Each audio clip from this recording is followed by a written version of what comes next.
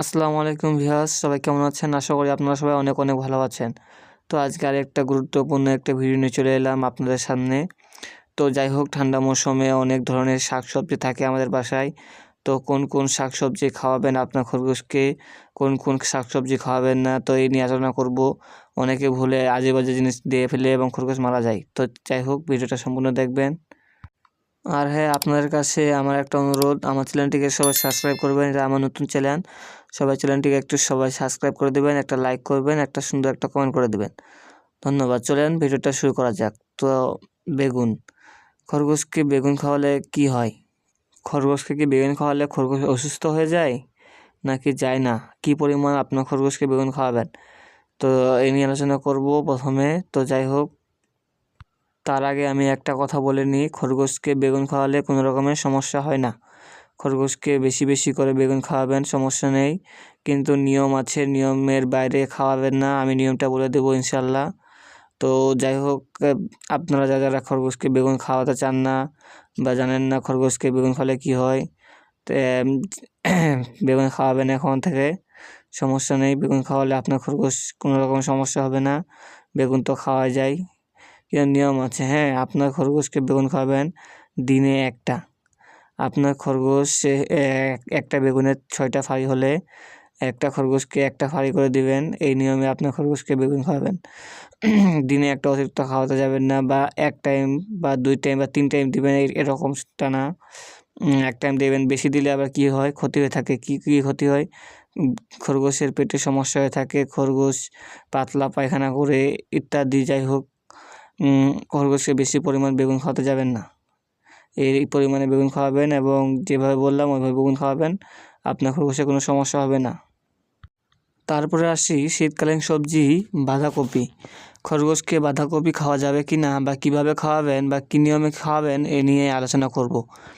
তো যাই হোক, প্রথমে বলি বাঁধাকপি খরগোশকে খাওয়ানো যাবে, সমস্যা নেই। অনেকে বলে খাওয়ানো যাবে না, এতে খরগোশ অসুস্থ হয়ে যায় আর কি। যাই হোক, আমি বলবো একটা নিয়ম বলে দেবো, ওই নিয়মে আপনার খরগোশকে বাঁধাকপি খাওয়াবেন, এতে আপনার খরগোশের কোনো রকমের সমস্যা হবে না। আসলে বাজার থেকে একটা বাঁধাকপি নিয়ে আনবেন, ওই বাঁধাকপিটা এমনভাবে খাওয়াবেন যেন 1 সপ্তাহ কেটে যায়। হ্যাঁ, তো আপনি ভাবলেন, আপনাকে বলে দিই আমি নিয়মটা। প্রথমে সকালে 1 টাইম ঘাস দিলেন, তারপর বাকি ফের আবার 1টার সময় ঘাস দিবেন। এই বাকি যে 2 ঘন্টা থাকলো, এই 2 ঘন্টার মধ্যে বাঁধাকপির পাতাগুলো ছিঁড়ে ছিঁড়ে একটা খরগোশকে একটা করে দিতে পারেন। এইভাবে আপনার খরগোশকে দিলে আপনার খরগোশের কোনো রকম সমস্যা হবে না। আর বেশি পরিমাণ দিতে যাবেন না। একেবারে বেশি পরিমাণ দিলে আপনার খরগোশের এমন একটা অসুখ হতে পারে বা খরগোশ মারা যেতে পারে। তো এই নিয়মে খাওয়াবেন, বাঁধাকপি খাওয়া যেতে পারে, সমস্যা নেই। তারপরে আসি শীতকালীন সবজি গাজর। খরগোশকে গাজর খাওয়ানো যাবে কি না, বা খরগোশকে কী পরিমাণে গাজর খাওয়াবেন, বেশি পরিমাণে গাজর খাওয়ালে কী হয়, এই নিয়ে আলোচনা করব। তো প্রথমে বলে দিই, খরগোশকে গাজর খাওয়ানো যাবে, সমস্যা নেই। খরগোশকে গাজর খাওয়াবেন, এতে খরগোশের আরও সমস্যা থাকলে দূর হয়ে যাবে। তো যাই হোক, গাজর খাওয়ার নিয়মটা বলে দিই। খরগোশকে গাজর খাওয়াবেন, বেশি পরিমাণে গাজর খাওয়ানো যাবে না। একটা খরগোশকে না হলেও 3 ভাগের 1 ভাগ খাওয়াবেন। অর্থাৎ 10টা খরগোশ যদি আপনার থাকে, 10টা খরগোশের উদাহরণ দিচ্ছি আমি। 10টা খরগোশ থাকলে 3টা গাজরে কমপ্লিট হয়ে যাবে। তো ওই নিয়মে আপনার খরগোশকে খাওয়াবেন। তো খরগোশকে গাজর 1 টাইম খাওয়ানো যায়, বা দুপুরে বা বিকালে বা সন্ধ্যায়, যাই হোক 2 দিন পর 3 দিন পর এভাবে খরগোশকে গাজর খাওয়াবেন। প্রতিদিন একটানা গাজর খাওয়াতে যাবেন না, এতে খরগোশের সমস্যা হয়ে যেতে পারে। খরগোশকে মিষ্টি জাতীয় জিনিস না দেওয়াই ভালো, বেশি করে ঘাস দেওয়া ভালো। তাই আপনাদেরকে আমি বলে দিলাম। তো গাজর এভাবে খাওয়াবেন, যেভাবে আমি বলে দিলাম নিয়মটা ওইভাবে খাওয়াবেন আপনার খরগোশকে। খরগোশের গাজর অনেক প্রিয় একটা খাবার, এটা আমরা সবাই জানি। যাই হোক, বেশি পরিমাণ খাওয়াতে যাবেন না, এতে খরগোশ সমস্যা হয়ে যেতে পারে। তো এবার যে বিষয় নিয়ে আলোচনা করব, এই বিষয়টা সবাই জানবেন, খরগোশকে কী খাওয়ানো যাবে না। অনেকে এই বিষয়গুলো না জানার কারণে খরগোশকে দিয়ে ফেলে আজেবাজে খাবার, এবং খরগোশ সেগুলো খেয়ে ফেলে এবং খরগোশ মারা যায়। তো যাই হোক, আজকে তাদের জন্য এই ভিডিওটা আমি বানালাম। এটা হচ্ছে আসল ভিডিও।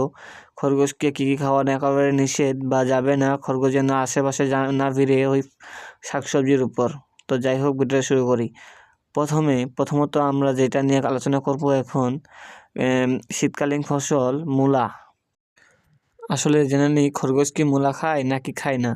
আসলে খরগোশ মূলা খায়, কিন্তু খরগোশকে মূলা দেওয়া একেবারেই যাবে না মানে যাবে না।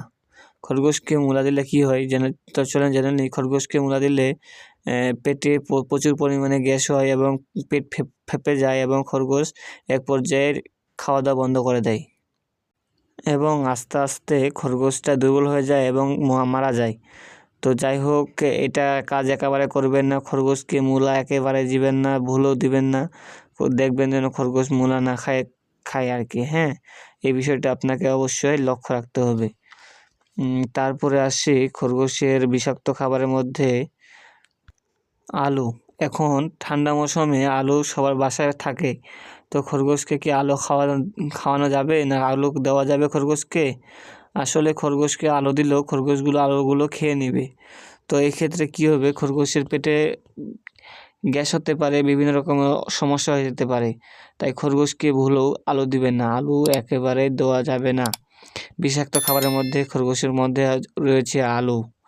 তারপর আরও অনেক কিছু রয়েছে বিষাক্ত খাবারের মধ্যে, পেঁয়াজ, রসুন ইত্যাদি। যাই হোক, এসব খাবার দেওয়া যাবে না আপনার খরগোশকে।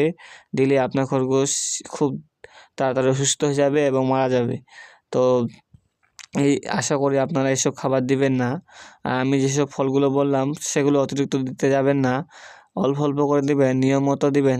আমি যে নিয়মে বললাম ওই নিয়মে দিবেন, তাহলে আপনার খরগোশ কোনো রকম সমস্যা হবে না এবং খুব সুন্দরভাবে বড় হবে। আর এটার জিনিস লক্ষ্য রাখবেন, খরগোশকে পানি দেওয়ার চেষ্টা করবেন। ঠান্ডা মৌসুমে পানি অল্প কম খেলেও গরম মৌসুমে খরগোশ পানি খায়, পানি দিবেন। আর খরগোশকে বেশি বেশি করে ঘাস দিবেন।